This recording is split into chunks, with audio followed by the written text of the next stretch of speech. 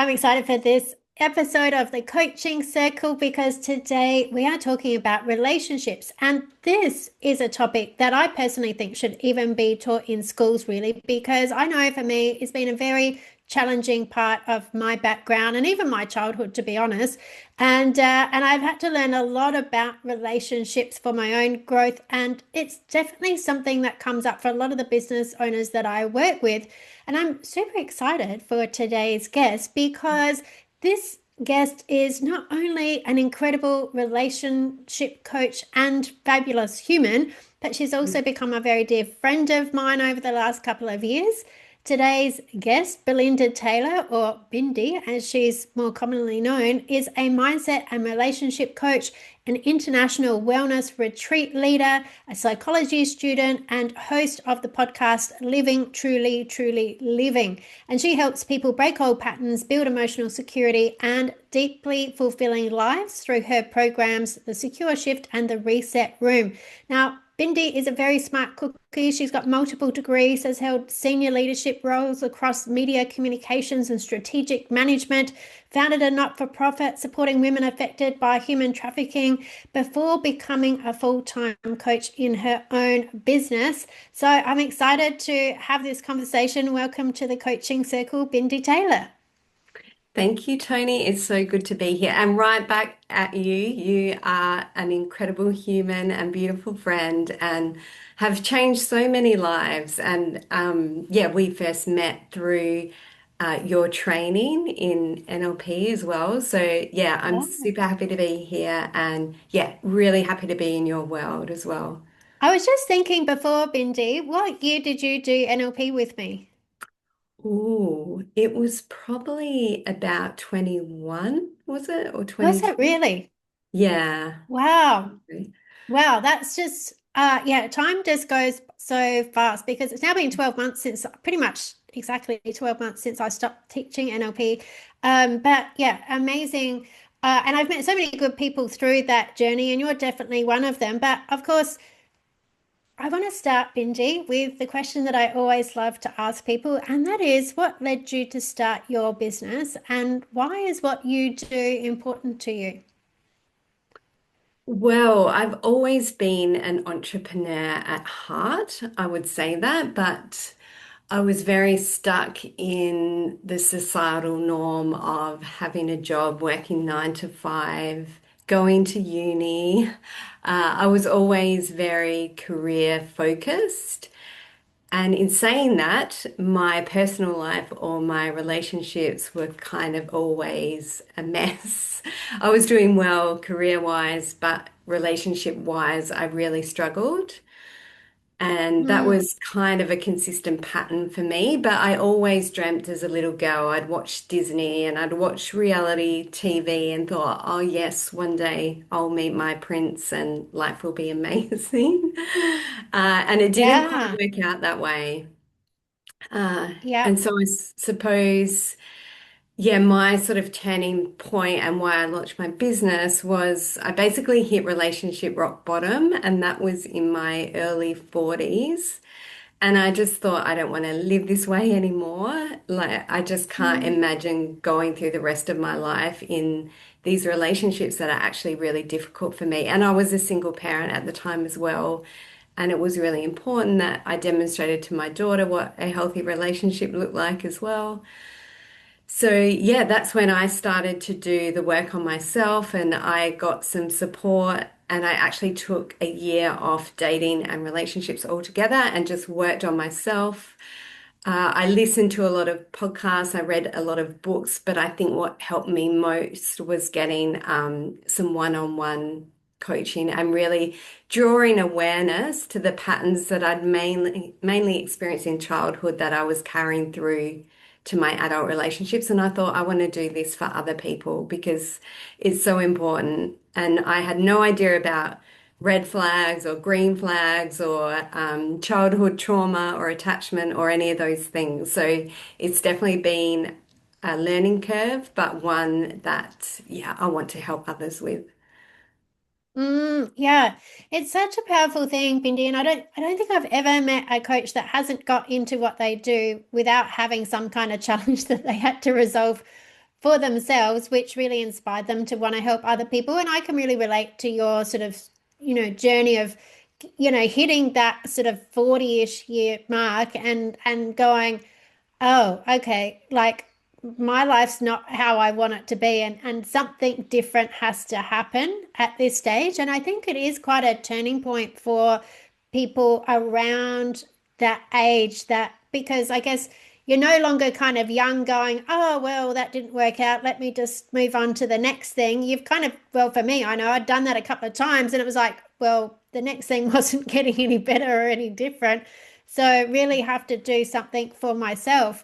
Um, and and I think, even what you were saying there about the childhood patterns and red flags and green flags and things like that, uh, I think you're right. A lot of people don't realize and that there has been, things that they learned or didn't learn as a child that really affects them into adulthood. And is this, something that you see consistently across the people that you work with?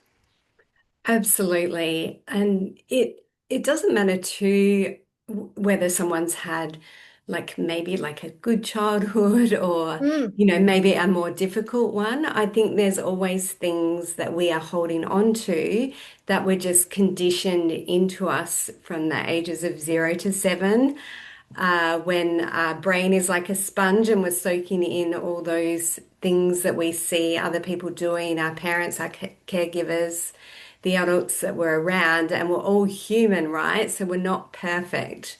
mm, So yeah, I more and more I see people that have different realizations at different stages and different ages, and that's the work we do is drawing awareness to that and also shifting our mindset so we can look at those things for what they are and work through them.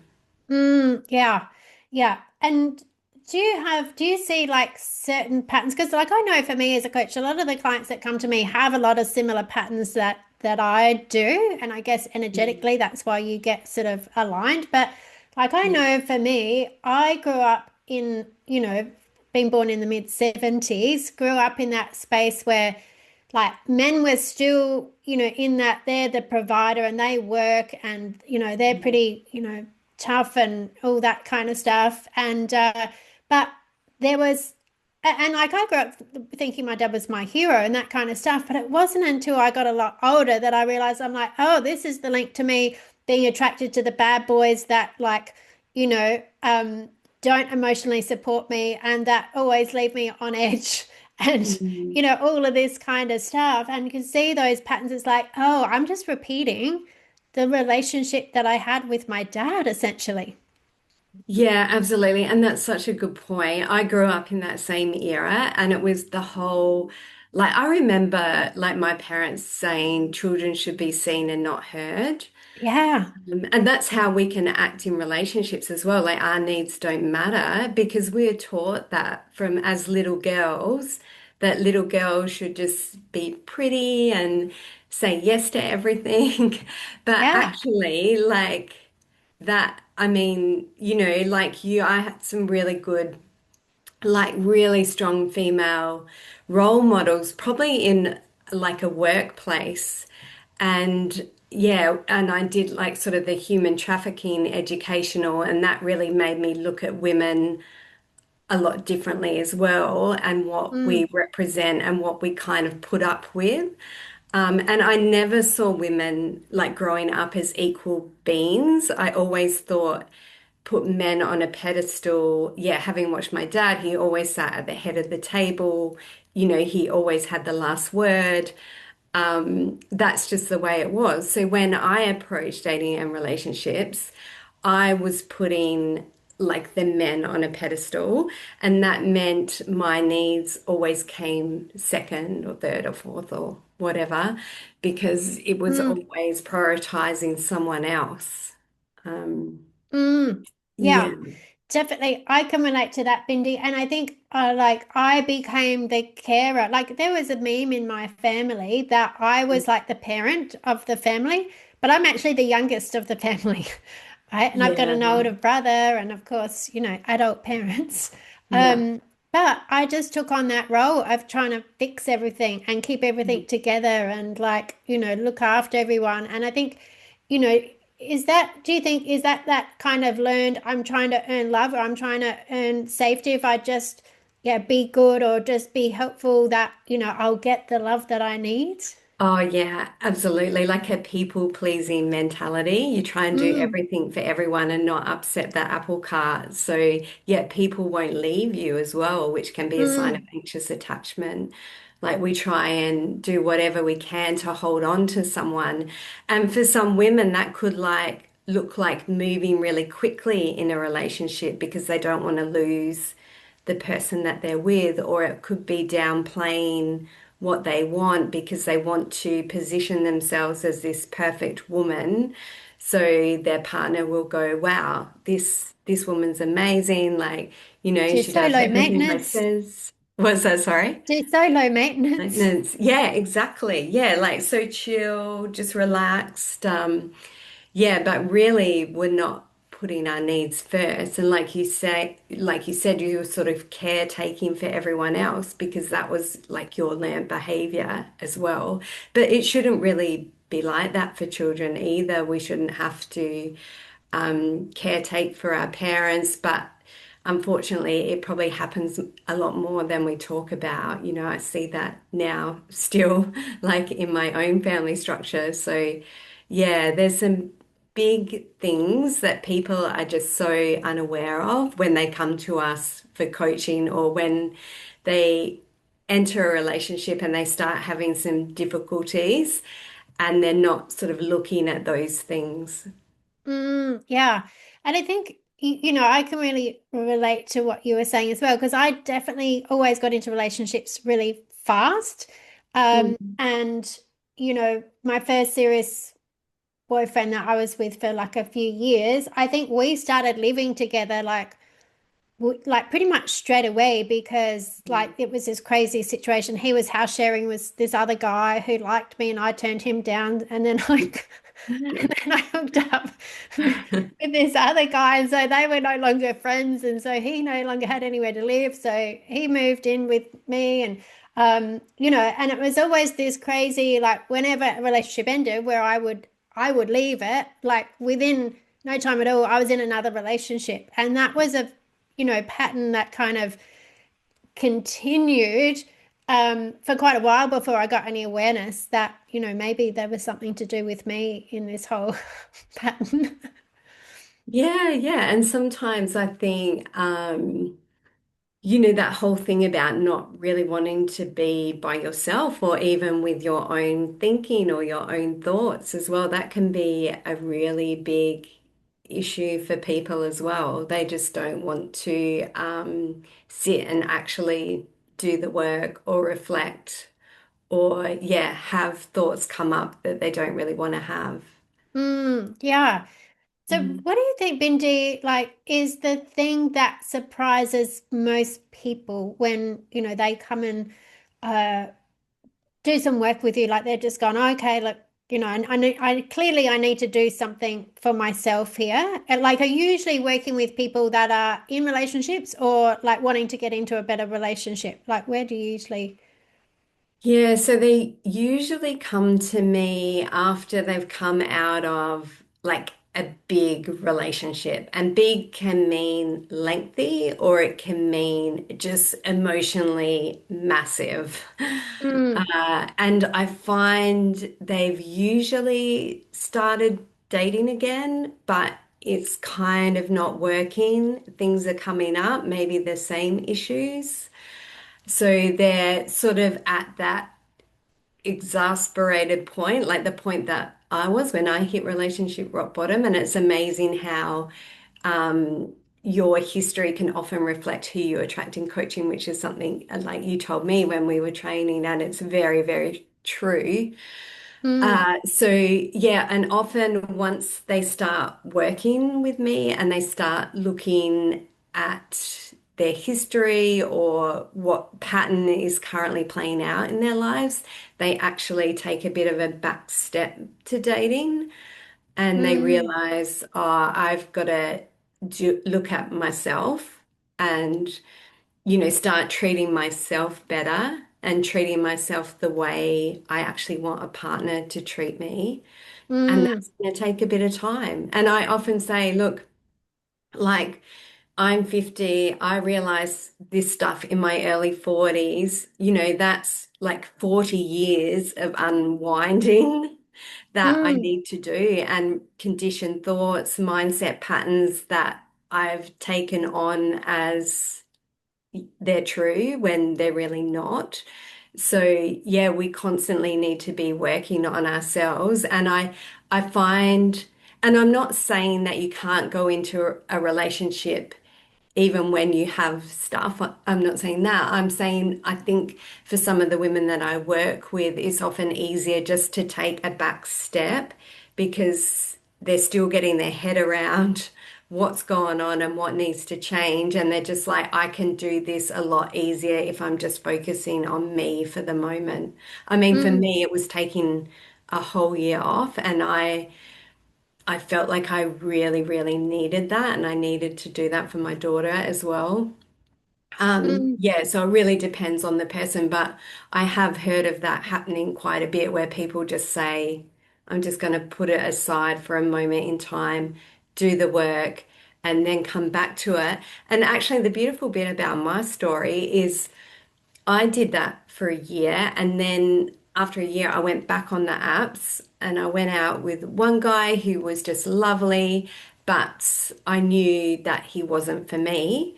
And I think typically I would have just kept going with that. And mm, then, but I thought, no, like I've done this work on me. I know what aligns with me. I know what I want. So yeah, I'll just politely, decline. And then I met my current partner, Andrew, now that I've been with for almost 7 years. And just as soon as I met him, I was like, wow.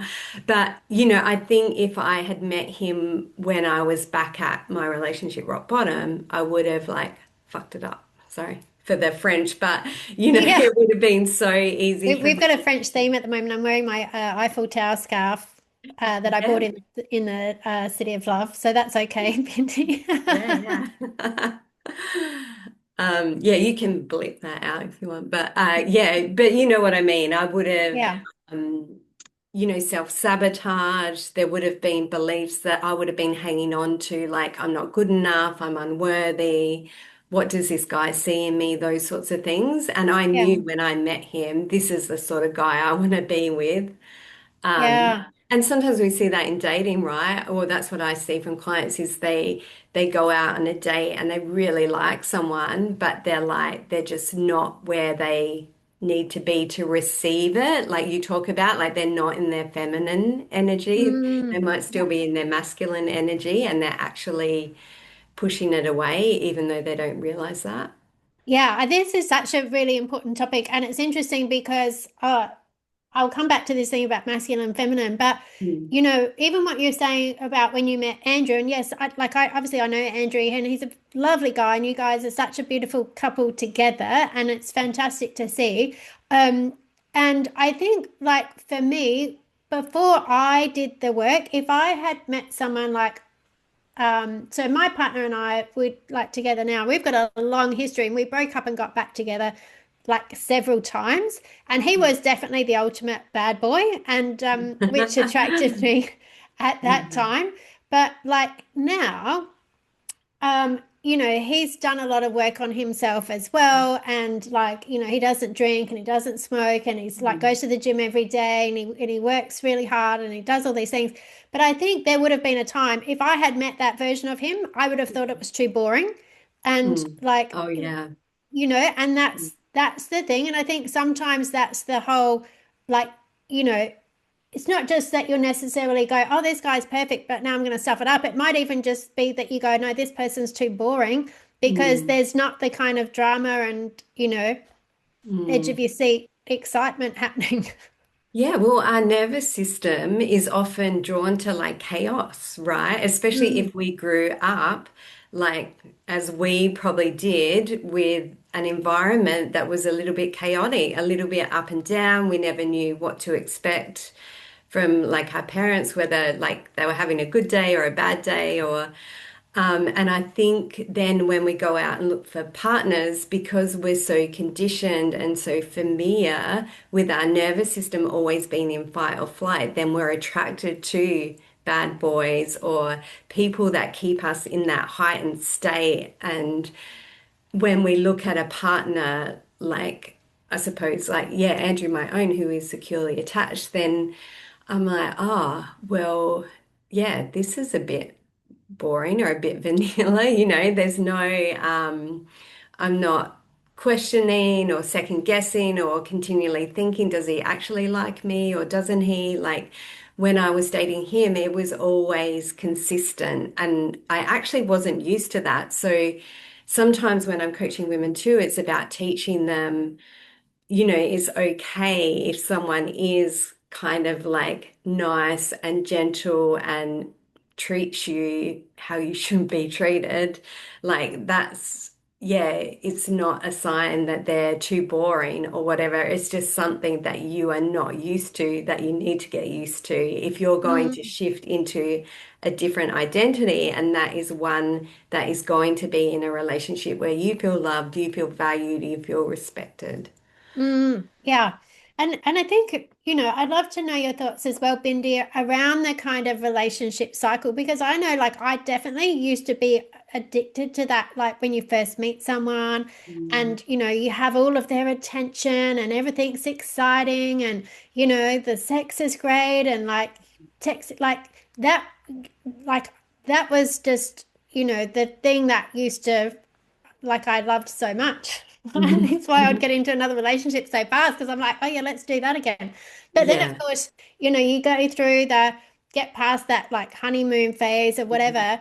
And when then you start to actually get to know the actual person and the Mhm. different challenges and it's getting through that part as well, which is probably where, your own stuff starts getting triggered, right? Yeah, and that's the part where sometimes we just want to run away too, especially if we might be avoidant attached, which is when big issues come up, you just want to run away, whereas an anxiously attached person will just want to get closer. They want you not to leave. So, yeah, you've got this dynamic happening, and there is that whole cycle of, sort of abandonment cycle, which is where you kind of just go around in a cycle of yeah, something will happen and then you'll have self-blame because you'll be like, okay, here we go again. Like I've said something to upset them. This is what always happens. Like now they're going to leave me. And then we start the whole cycle again. Like we meet someone else. And we start worrying that we've said something wrong or we've done something wrong. And then yeah, and then they might have just a slight change in tone or they may not text you back as quickly as they normally do, and that's when you start spiraling and freaking out and your nervous system is going haywire because you're like, okay, this is happening all over again. So, Mm. yeah, in the coaching process, we're trying to draw awareness to that and look at ways that we can regulate differently so our nervous system feels safe and we can also have some understanding around that pattern and what's happening for us. Yeah, yeah. And I think, like even I've got friends that have been in relationships for like 20, 25 years and things like that. And, I know that everyone has their challenges because if you're with Mm, someone for that length of time, there's going to be different, stages of life and different things that yeah. happen and, whatever else. And I think like that's definitely something that I think is worthwhile getting that support, to move through as well. Because I don't know, do you think there's a bit of a thing that people go, oh, well, we've been together for this long, so if there's a problem, it must mean that we must need to break up or something, rather than just acknowledging it's a different stage of life that needs working through in a different way? Yeah, or maybe like they've just let it go on too long as well. I think Mm, communication is so important, and I think healthy relationships, when things come up, they get onto them straight away and they talk yeah. about them. They feel safe enough to express what's going on, and if they have a need or they want something of their partner, they can talk about that without being shut down or saying, oh, you're being too much, or, you always do this. So, yeah, it's kind of really about having that healthy conversation as a couple. And I think it's ongoing, right? Like, I think when you look at good relationships, like you said before, like I have a really good relationship with my partner, but it's not because things don't come up for us. Like Mm, we have lots of external stressors, mm, and it's about, because there's family, there's humans that aren't perfect. There's like, you know, we've both got exes, we've both got kids, so. Yeah, it's about working through those stressors when they come up and being very understanding, using active listening, not blaming, just treating each other with kindness and with respect and with love. Yeah, and it's not always easy. And I know I've been with partners that just don't want to hear it, right? But yeah, so it's about growing together and working together to be able to express yourself and be understanding and also be committed as well. Like mm, I think you said before, like you and Paul, like, you've broken up and you've got back together, but you're also really committed to each other and about making it work. And mm. I think when you really appreciate and you value someone, you want to make it work. Yeah. Yeah, and And I think, yeah, it is a really important thing because, and I think, like our relationship spans over about 20 years now.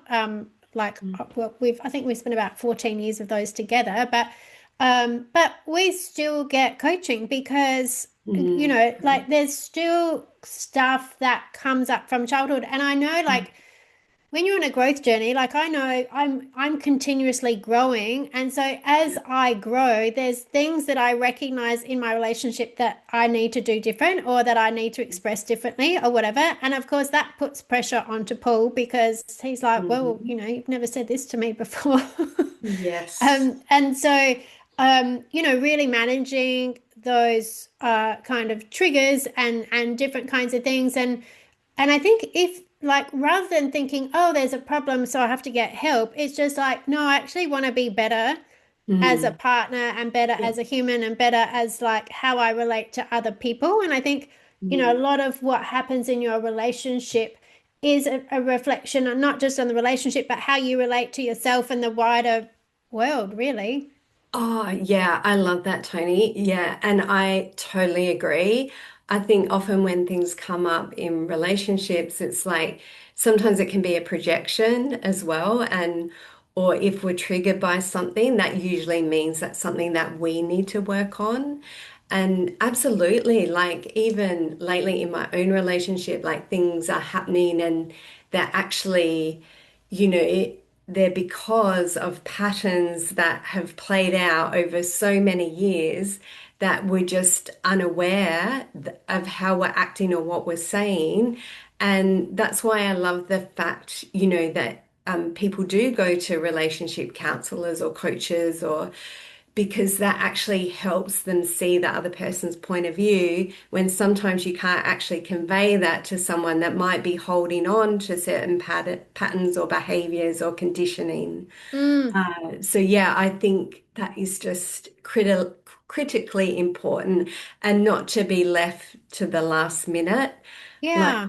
I mean, we're always trying to prioritize our relationship because, we have kids around still, so it's like doing things like date nights every week, and every weekend we will do a beach walk, and that's our opportunity just to talk, to have time together. But we're also doing that daily as well, making sure we're setting aside time just to talk and to hug, like long hugs or long Mm. kisses, those sorts of things. Yeah, I think that's so important. And like, every kind of relationship and things are different as well. As you know, for me, my partner works away a lot. So he does a 3 on and 1 off. And Mm, so keeping that connection while he's away as well, but then making sure that, yeah, the time when he's home, it's not just, oh, he's home, that we actually spend quality time and, mm, talk about anything if there's any kind of, things that feel like they need to be expressed or resolved or whatever mm, else. But yeah, it's that I think any situation can be like worked out in a way that is beneficial for both. But mm, I think one of the things, Ben, I'd like to your kind of take on this because, like, I know you said often you work with people that have come out of a relationship, but I think one of the things that comes up for people is like, well, what if I'm in a relationship, but my partner refuses to go to do any kind of counseling or anything like that? And I remember hearing from one school of thought that was like, oh, you can only do this if you have both partners there and da da da. But like, I know from my perspective that me mm, doing the work on myself, it's like it energetically changed my projection, I guess, mm, on my partner. And even if he was resistant to do work before around mm. relationships, once I did big shifts on myself, then it was like he suddenly became more open to like doing work on himself and changing as well. So what's your kind of take on that? Like if someone's in that position where they're like, oh, well, my partner won't do the work. Yeah, it's interesting because you wonder, what their reasons are for that. If they think it's going to benefit the relationship, then why wouldn't they do it? But I think you're exactly right too, though. Once we start changing our behavior, then we'll see a shift in them. And it could be actually um, good or it could be bad. I mean, I know in one relationship, I that wasn't going so well. I completely changed the way that I spoke to him. So I think like he would say things that it was almost like poking the bear. He knew what sort of reaction he was going to get because I would go, all right.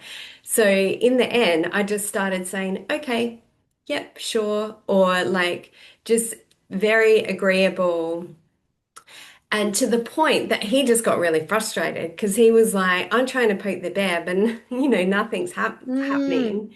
And that's kind of when the relationship, the demise of the relationship after that, because he was yeah, like, well, and maybe it was him like looking back on himself and going, well, I want to stay in this conflict, but she's not joining me like yeah, that.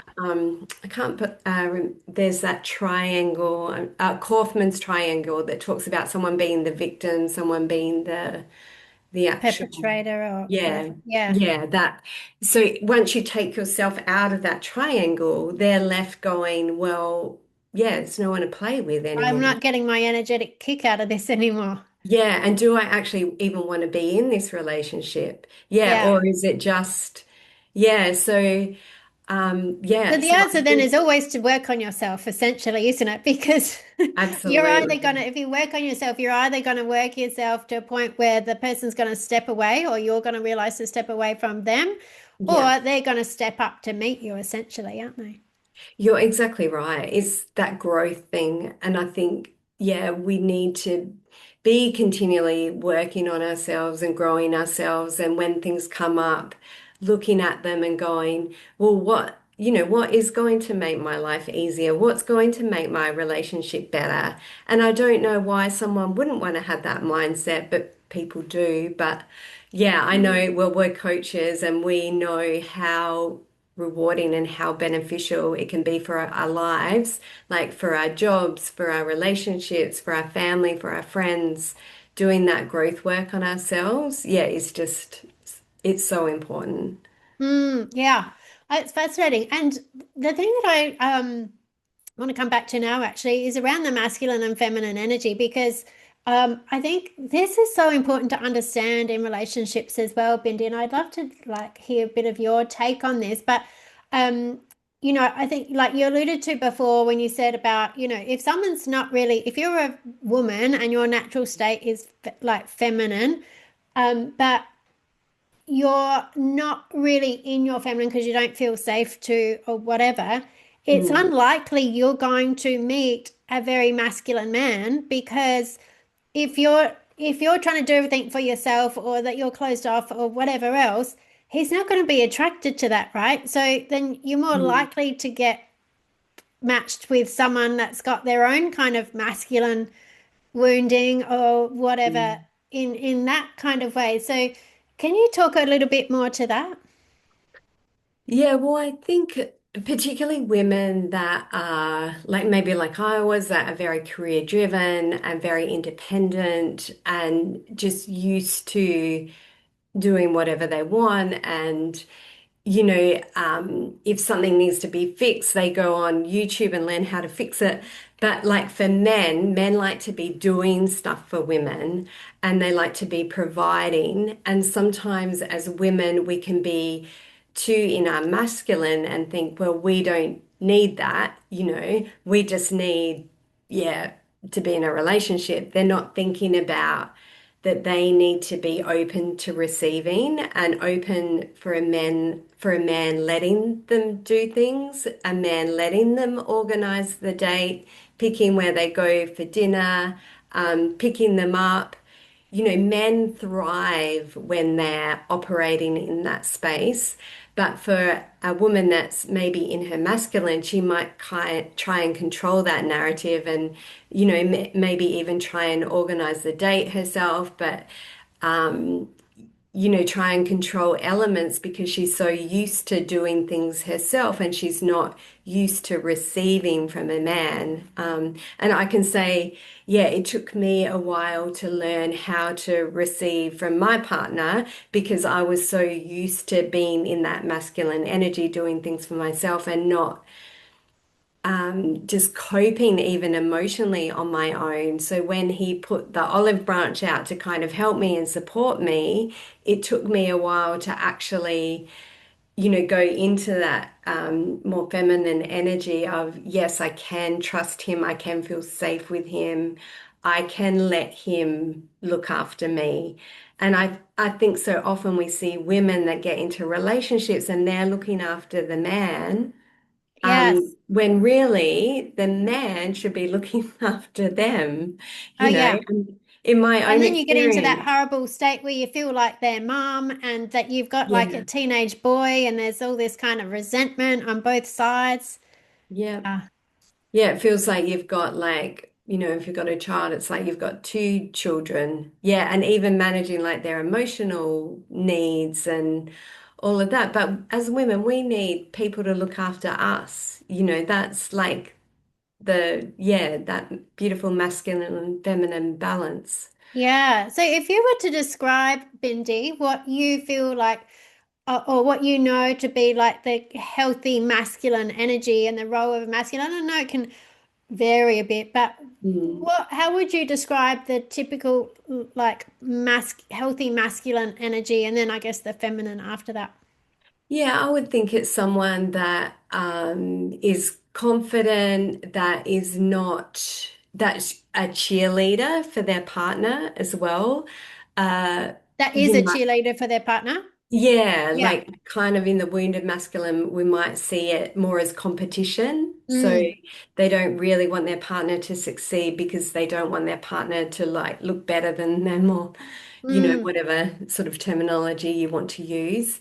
Yeah, and I think it's someone that takes responsibility for their actions, for their emotions, for looking after their partner, doing things for their partner.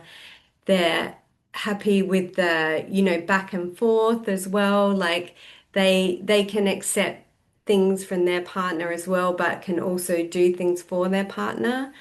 I Mm. think someone in a feminine energy is someone that is open to receiving, that feels safe around their partner, that can express themselves emotionally and their needs.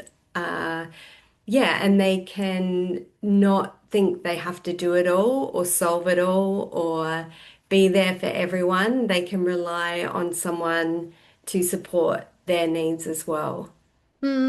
Yeah, I love that. And I think, I think there's an important thing, like sometimes, men who don't have an understanding will be like, oh, if you're doing things for your wife, you're a, I don't know what the word they call it, simp or something, or Oh, whatever. I don't know yeah, what, I under don't the even really know what thumb that means, or but yeah, yeah. but it's like, no, actually, a masculine man does have their own goals and their own direction and everything, and they look after their wife because they choose to, because they enjoy doing it, not Yes. because they have to, right? Yes, exactly. And they've got, like you said, they've got their own life going on as well. Yeah. They're not, yeah, and they feel confident and assured in where they're at. Uh, Mm. yeah, I think sometimes you can see that wounded masculine, and they actually make the woman feel like they're asking too much or their successes are, they're not sort of highlighted or praised. I've been in situations like that where I've always been the cheerleader operating from my masculine, but haven't had that in return. And I actually see that with clients as well, that just get kind of stuck in that cycle of, well, this kind of seems like how it is in a relationship, but it doesn't have to be that way. Yeah, yeah. Oh, Bindy, we could talk about this for a long time, I know, Forever. because Yeah, we I'm could. so fascinated about this and you're so good at what you do. But there's something else I want to ask you about before we do.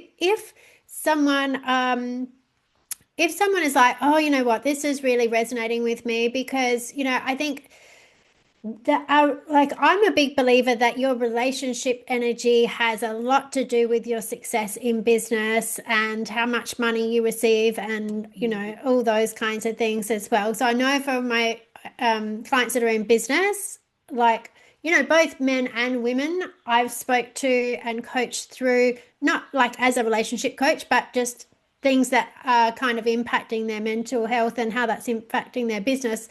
Mm. When they get the relationship stuff right, it makes a big difference to their energy and their focus and all those kinds of things. But Yeah. um, if someone is sort of saying, oh, you know what, this is resonating with me, and maybe they want to reach out to you, Bindy, how do you help people? Is there Mm. what are the kinds of ways that you help? Yeah, so I have a couple of programs. So I've got one called the Secure Shift, and that's kind of sort of an introduction. So it's like more of a gentle introduction about what might be going on for someone, a little bit about the nervous system, why some people can feel overwhelmed or emotionally drained, or maybe like they're not good enough, or like they're not worthy of a relationship, or why the same patterns are happening. So it's really kind of a 14-day sort of soft introduction, if you like. And I use a combination of different tools. So there's some video, there's some sort of reflections that they do, there's some like recorded meditations. And then there is the reset room. So that's my larger program. At the moment, it's 4 weeks, but I'm actually thinking about putting it out to 6 weeks because there's so much content in that. And Mm, that is where we delve a little bit deeper into each element. So things like the nervous system, how that works, how we react, how that's important in relationships and for self-love as well and self-trust. And also looking at digging a bit deeper into those beliefs that we might be holding on to and those mind mindset shifts that we have to make. I also do some one-on-one, and I have a Bali retreat coming up in May from the 12th to 16th of May in Ubud, mm. which you did with me this year, which I was did. so I did. I did the wonderful. 2025 Everard retreat, the inaugural one, I think it was, wasn't it? And it was Yeah. amazing. I absolutely highly recommend it. So that's coming up again in the 12th to the 16th of May, 2026, right? Yeah, that's right. And it was so wonderful having you there and having your contribution and just your beautiful energy as well. So we're doing that again in May this year. So all of that information is on my website, which is bindytaylor.com, Bindy with a Y. I'll pop these Um, links into the show notes as well. And of course, if you can't find the show notes or whatever else, just contact me as well, and I will hook you up with Bindy. Definitely. Yeah. yeah, thanks, Toni. Yeah. Cool. So there's the programs, there's one-on-one stuff, there's the retreat, there's the podcast people can tune in, the Living Yes, Truly, Truly Living. Did that's I get right. that the right way around? Yeah. Yeah, yeah. I Yes. I still get it the wrong way around, I think. Yeah. Which is fantastic. But the thing that I wanted to ask you about, Bindi, is Mhm. that one of the things, and this is, I think, relevant to my listeners that are in business or on social media and stuff. You've had quite some success on Instagram, on with your social media, Bindi, and I wanted to have a bit of a chat with you because I know you've had like a couple of, you get quite a few views on yours, and you've had a couple of that have gone over 1 million and even over 4 million views on your reels, which is amazing. Well done. And I think you've got about 6,000 or something followers now on your Instagram account.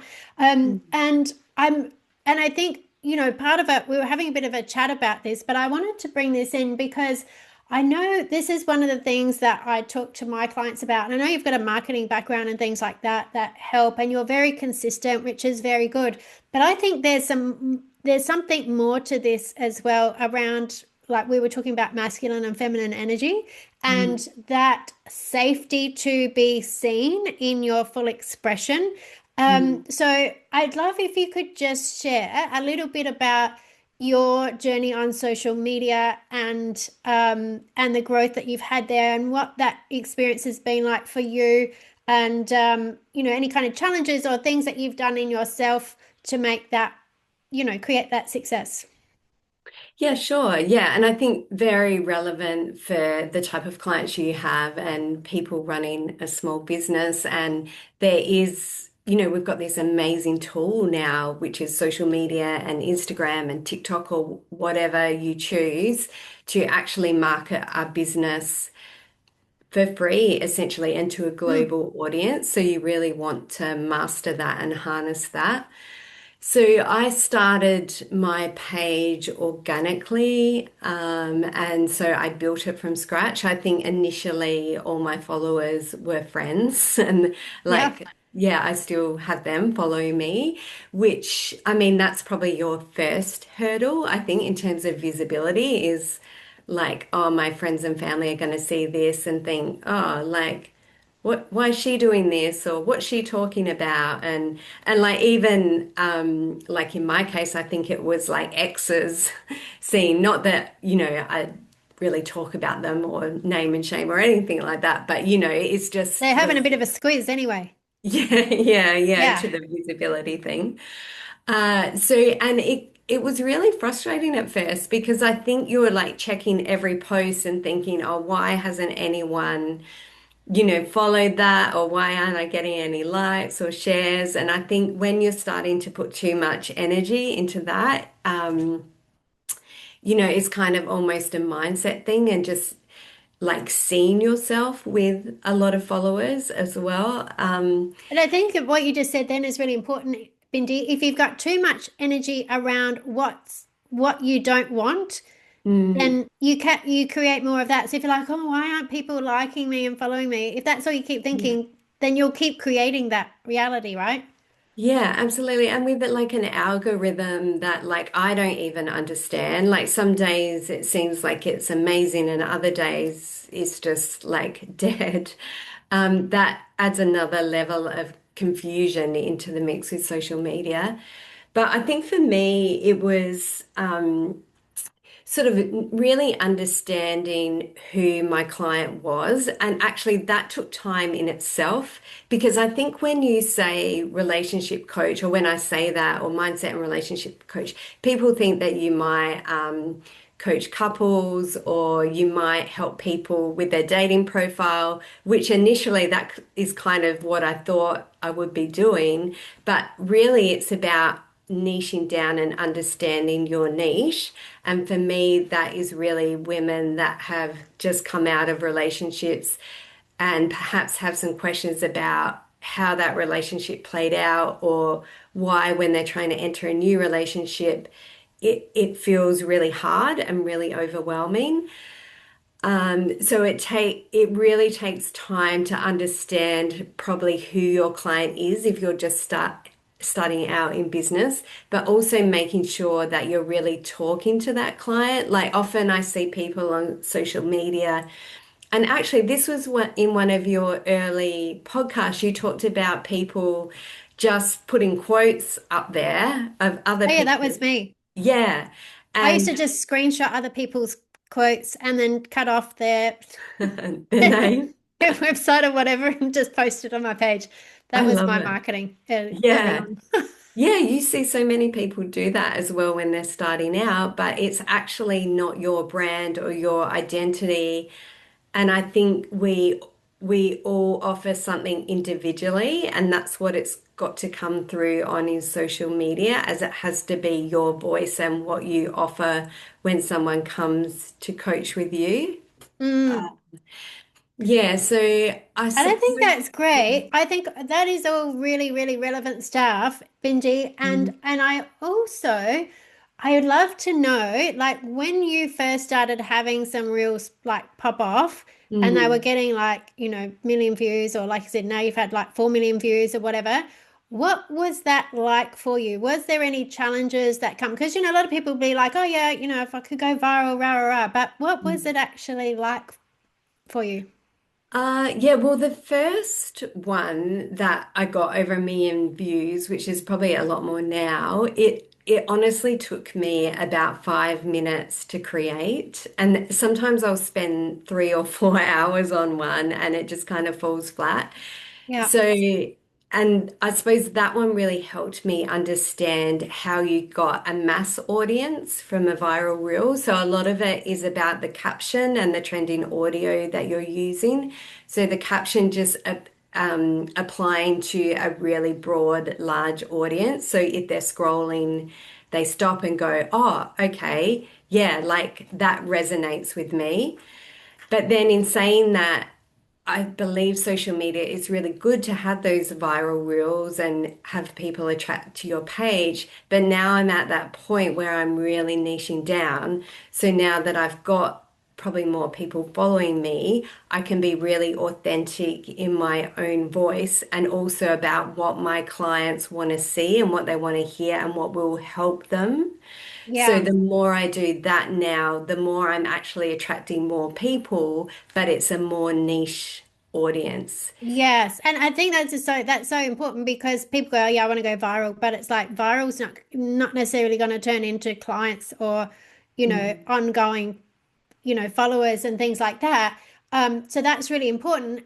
And I guess more specifically, what did you notice anything in your nervous system when you started knowing that that many people were watching your stuff, or were there any kind of like, were there positive comments, were there negative comments, like what else Yeah, was going on? so yeah, I think like I hear people say to me quite a lot, they're like, "Oh yeah, I follow your page or I really like your content." And my first reaction is like, "Oh my gosh, what have I said?" or yeah, was it something weird or but then I think no, like that's me just being authentically me and also sharing information that I've gathered throughout my life, throughout my coaching journey that I believe will help others. And because I have so much integrity around that Mm, and I try and be very authentic with my brand voice, if you like, I don't kind of have those. Yeah, I don't really have any issues around that. And I suppose I worked as a digital marketer for a while. So I almost had that business like sense about it too. Is kind of like, okay, I need to post something that's going to help clients or my audience, or when I was in a work situation, something that's going to build community or help this community, because I often work for not-for-profits. mm. So you kind of just get resigned to the fact that you have to post stuff that helps people. So I don't really think about it as much that it's me, but it's more about my purpose. And I think, if I anything, love that that. might help your listeners with the visibility. So don't kind of think of it as it's you putting yourself out there, but it's about your purpose and helping people to overcome whatever they're going through, or giving them, they might wake up and see your post one day and it could change the way their day plays out, or maybe it could help a subtle mindset shift for them as well. You just don't know. But if you're not sharing that and you're not putting yourself out there, then the people that follow you are going to miss out. Or if they're having like a hard day and you decide not to do that, maybe that sort of more inspirational post, then that day is going to be even harder for them, because you've been too scared to put it out there. Yeah. Yeah. Mm, Yeah. It's that service over validation, isn't it? It's like I'm doing it for them, not for me. yeah. Yeah. Yeah. Yeah, that's really interesting. And have you found like, is it because I guess talking about the masculine and feminine, I like Mm, receiving a lot of attention is feeling safe to do that is that feminine kind of energy, which is much easier when you've got clear boundaries and that healthy masculine. mm. So is there any particular boundaries you've had to put in place, for yourself around social media?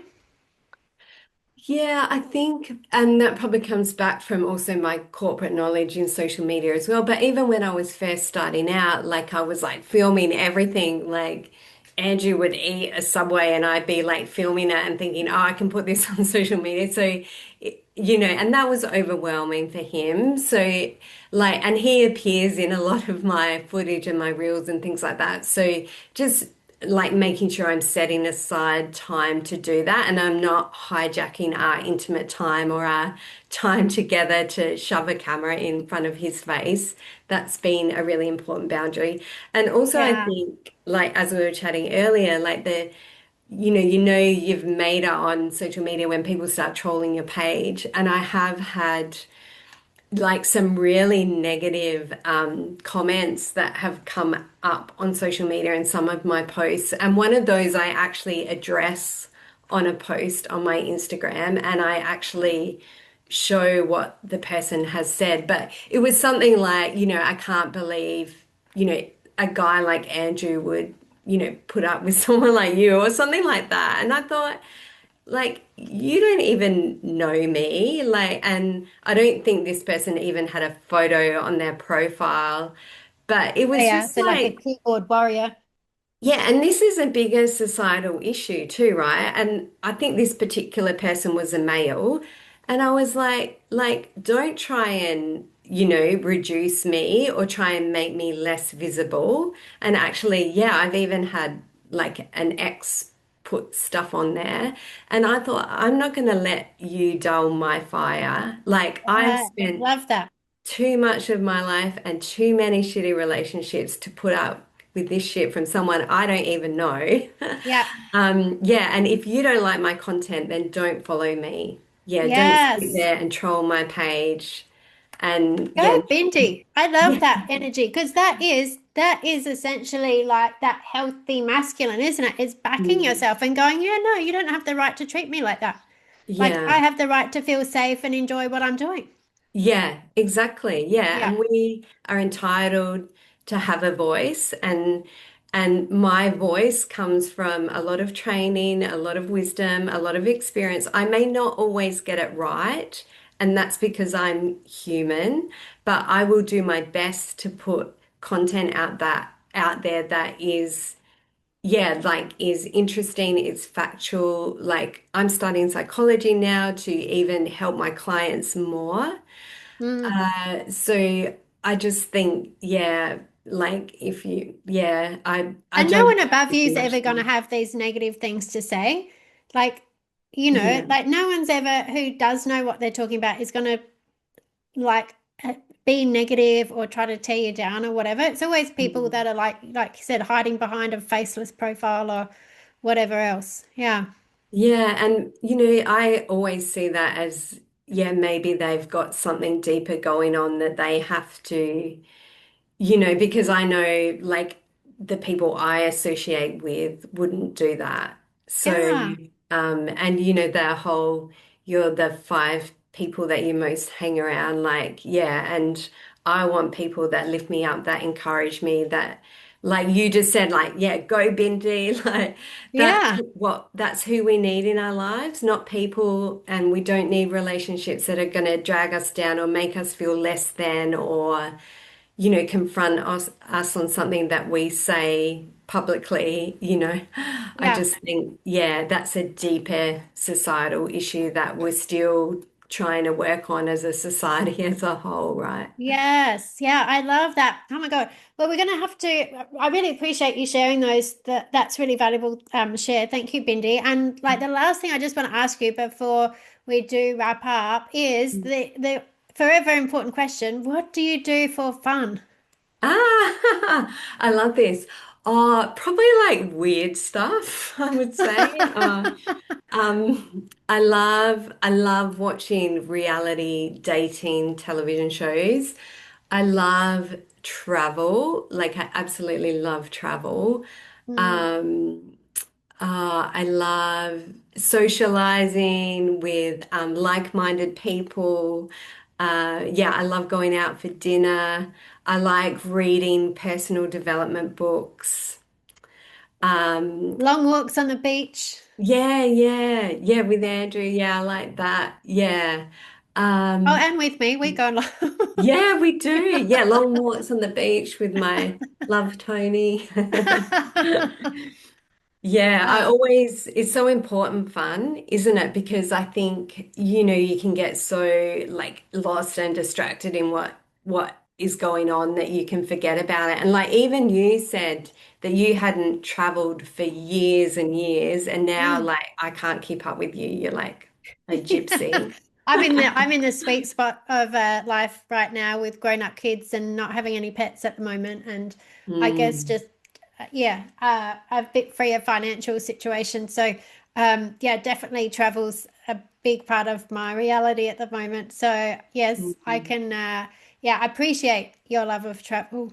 it's so Benji, fun, yeah. isn't Oh, fabulous. Well, Bindy, I it? know that we could keep talking, and I'm sure, I'll probably have you on again at some stage, but I really want to thank you for coming on and sharing your wisdom and, all of your energy. And it's such a pleasure. I know that listeners will get a lot out of it. And of course, I'll put all the details in the show notes and or reach out to me and I will hook you up with Bindy. So thank you so much, Bindy. Oh, thank you. I love talking to you. Like, I could literally talk to you forever. Like, I feel like we've been down so many rabbit warrens, but that's like what we do all the time anyway. So, Yeah, but yeah, good rabbit warrens, right? absolutely. Only the best. Yeah.